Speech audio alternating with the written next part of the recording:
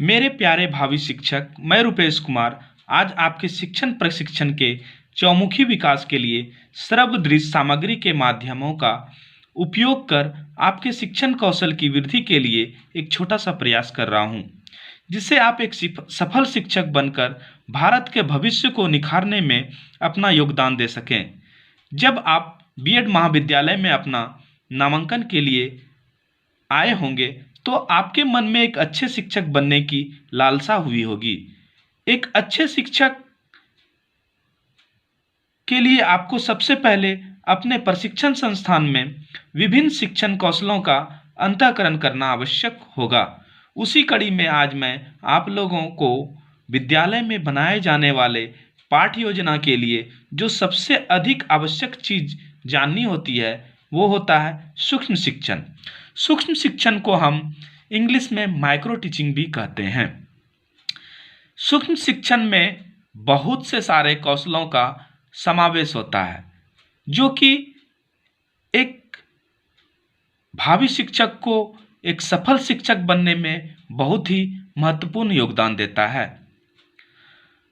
जब कभी आप विद्यालय पढ़ाने जाइएगा तो वहाँ पर आपको बच्चों को पढ़ाने के लिए एक पाठ्य योजना तैयार करनी पड़ती है।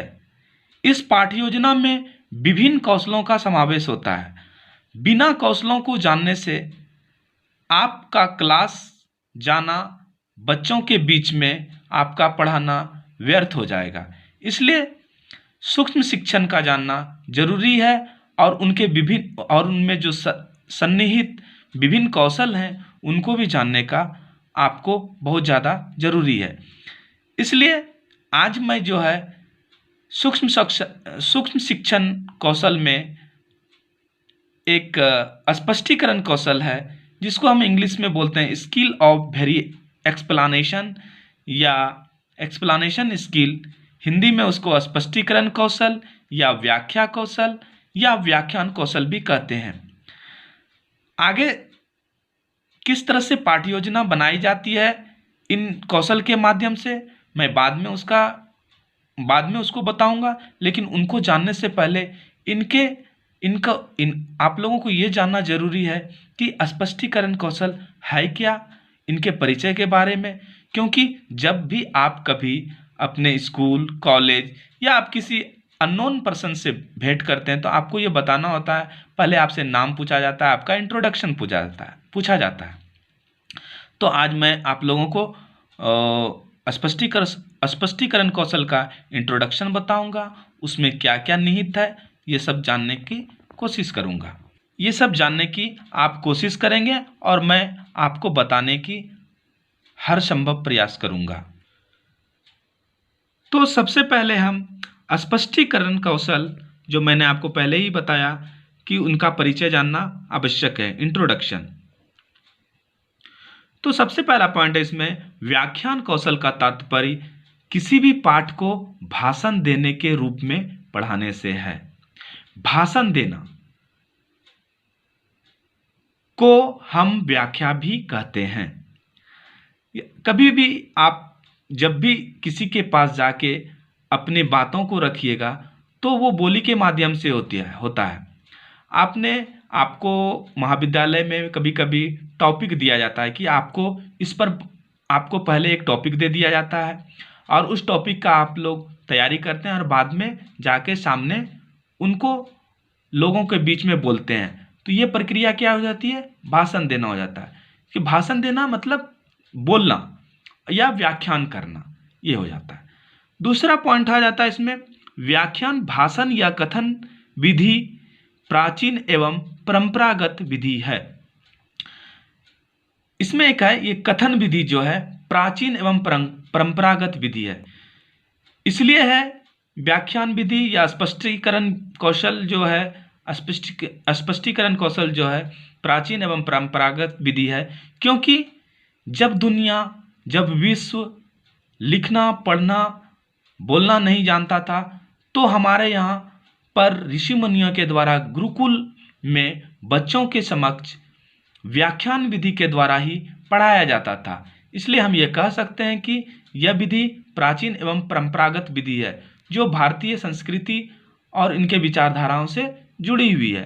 प्राचीन काल में भी ऋषि मुनि इन्हीं विधियों का प्रयोग करते थे अपने शिष्य को शिक्षा देने के लिए, जो आज के आधुनिक युग में भी शिक्षक बच्चे को पढ़ाने के लिए इन्हीं विधि का प्रयोग करते हैं। फिर तीसरा पॉइंट यहाँ पर आ जाता है, कक्षा में शिक्षक अपने विचार तथा ज्ञान विद्यार्थियों तक पहुँचाने के लिए व्याख्यान कौशल का प्रयोग अधिक से अधिक समय तक करते हैं। शिक्षक किसी विषय विशेष पर कक्षा में व्याख्यान देते हैं तथा छात्र निष्क्रिय होकर सुनते रहते हैं। यहाँ पर दो चीज आया है, अपने विचार तथा ज्ञान। बिल्कुल, जो शिक्षक ने जीवन में अपने गुरुजनों के द्वारा ज्ञान और जो उनके मन में थॉट्स उत्पन्न होते हैं वो बच्चों तक पहुंचाते हैं, और उन पहुंचाने का माध्यम क्या होता है? व्याख्यान कौशल होता है। इसलिए इन कौशलों का प्रयोग शिक्षक जो होते हैं बच्चों के बीच ज़्यादा करते हैं। आपने भी देखा होगा, आप भी 1 से लेकर 10 तक, फिर आपने 12th किया, फिर ग्रेजुएशन किया, फिर पीजी किया। इनमें क्या हुआ? आपको अनेक शिक्षकों से सामना करना पड़ा होगा, अनेक शिक्षकों ने आपको पढ़ाया होगा, और उनके पढ़ाने का स्टाइल क्या है?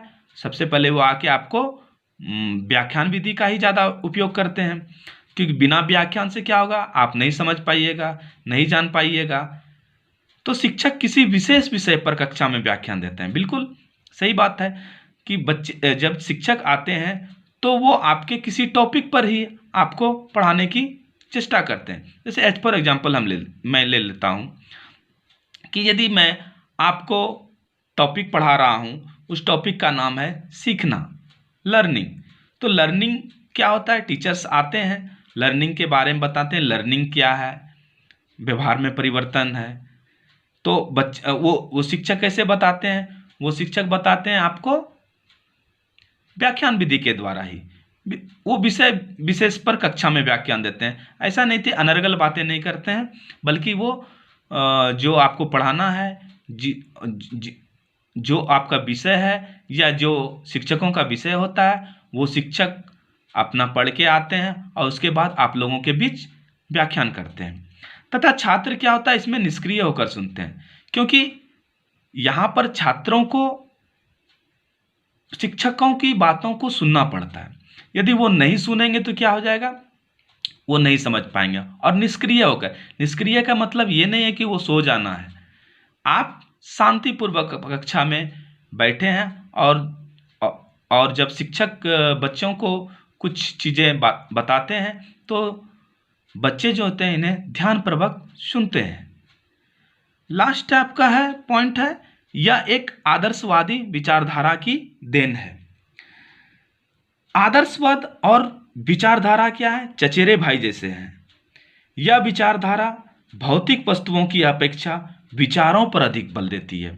जैसा मैंने पहले भी बोला कि कक्षा में शिक्षक अपने विचार तथा ज्ञान विद्यार्थियों तक पहुंचाते हैं, तो यहाँ पर भी आदर्शवाद विचारधारा क्या हुआ? अब ज़्यादातर भौतिकवादी वस्तुओं की अपेक्षा विचारों पर अधिक बल देती है। और ये विचार का जो शिक्षक या लोग कैसे प्रकट करते हैं? वो व्याख्यान के विधि के द्वारा या भाषण के द्वारा ही प्रकट करते हैं। तो ये 4 पॉइंट था, और उसके बाद हम संक्षेप में एक बात बोल सकते हैं कि स्पष्टीकरण क्या है। अपने विचारों, प्रत्ययों और सिद्धांतों को शाब्दिक रूप में पहुंचाना ही व्याख्यान कहलाता है। यहाँ पर 3 वर्ड यूज किया गया है, विचारों, प्रत्ययों और सिद्धांतों। थॉट्स हमने पहले भी बोला कि आदर्शवादी विचारधारा की देन है। आदर्शवादी विचारधारा में कि शिक्षक जो होते हैं अपने विचारों को या अपने ज्ञान को क्या होता है? विषय वस्तु के माध्यम से बच्चों के बीच वितरित करते हैं।